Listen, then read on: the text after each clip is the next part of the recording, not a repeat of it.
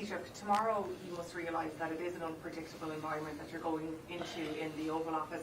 How are preparations going, and is the warm-up act your interview on Fox News later? I tell you, I'm full out on doing projects. I'm non-stop, in doing projects. I mean, I'm not behind some counter somewhere or a desk, sort of gaming stuff. I don't have time for that at the moment. Literally, it's one function after the other for the last 3 to 4 days. But we have a broad position as a country.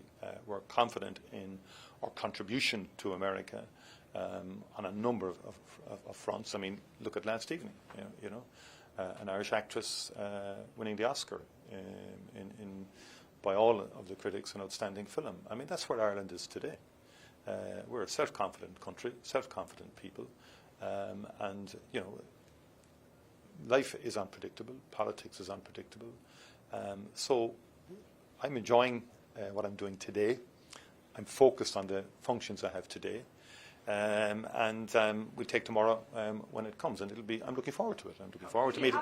I'm looking forward to meeting the president. Looking forward to meeting the vice president, and looking forward to lunch on the Hill with my Johnson and so on like that. So that's the frame of mind.